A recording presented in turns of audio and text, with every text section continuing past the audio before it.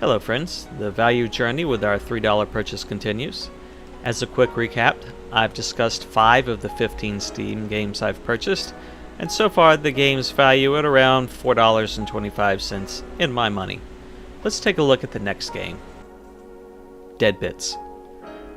Well, it was bound to happen. I finally come across a game that has no value. This pathetic excuse for a game had a glimmer of potential with some funky opening music, but that was the peak of the experience.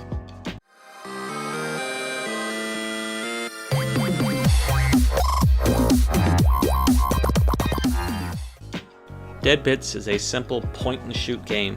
Each level begins by dropping from a platform onto the land below and killing block-shaped zombies. Kill all the zombies, and the next level opens up. At the start of each game, you have a pre-selected set of weapons with unlimited ammo. Zombies have a health bar over their head that goes down with damage, frustratingly slow in later levels. I'd love to tell you there's more to do, but there's not. Some levels only give you a melee weapon, which is unwieldy, and you'll end up taking damage from the simplest of monsters. Zombies walk towards you, and that's it. That's all they do. The only other hazard is falling off, which is easy to do with random holes in the levels, or levels that fall away behind you as you're progressing. This game could have been fun with more focus on killing lots of enemies, but instead it's a slow slog of killing enemies while watching your health whittle away. This game gets a great big 0 in terms of value. Commander: Conquest of the Americas with DLC. As soon as I saw the name of this game, I knew I was in trouble. I have no interest and no talent for these RTS games that focus on trading, economy, and diplomacy. For you, the people, I fired up the tutorial. I was expecting an in-game tutorial, but instead it was this droning video of how to play. Left-clicking on the 3D ship on screen, or by clicking on the commander icon on screen.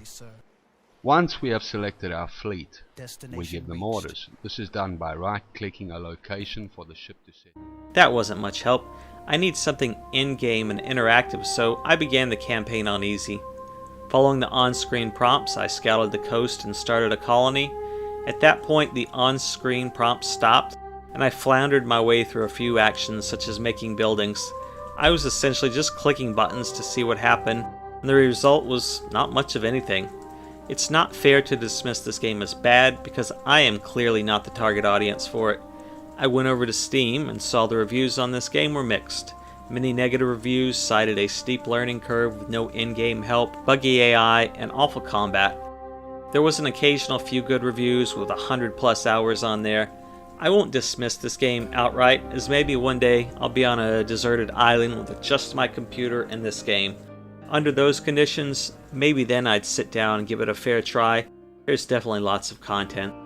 For the value of this game, I'm going to put it at a generous 50 cents.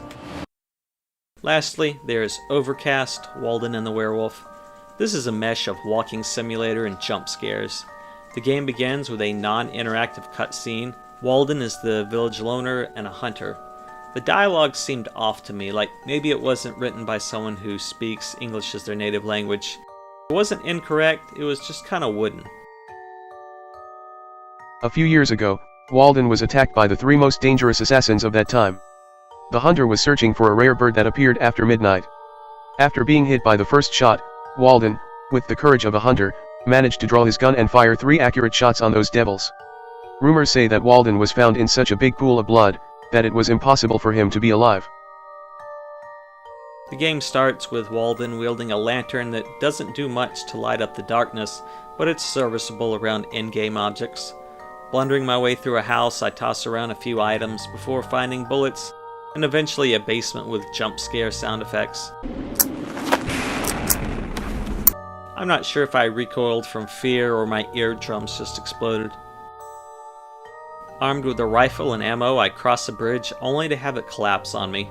Poor Walden lacks the ability to move left and right when he was under the bridge, so I just have to keep walking straight ahead under the bridge like some kind of troll, but it does get me to the next chapter. The village, Ravid Town, is on fire and the people are all missing or killed. The game does implement a good feature, a mini-map that glows with the next location that I need to go to. I search around the barn, find a few dead animals, a couple jump scares,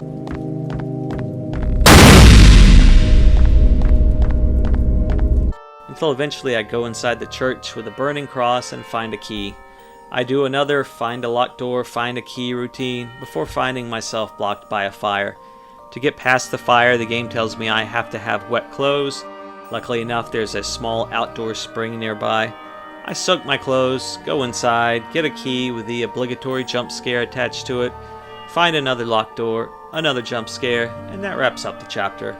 At this point, I think I've identified what the rest of the game is going to be like. This is not horrible, but it's not something I'd recommend. The minimap certainly helps, at least it points you in the right direction in a world of darkness. I'll give this game a value of 25 cents. Like if my kids put 25 cents in a gumball machine and they got this instead of a bouncy ball, I'd say that's about right. So the value on this round of games was lacking. Dead Bits was a dud.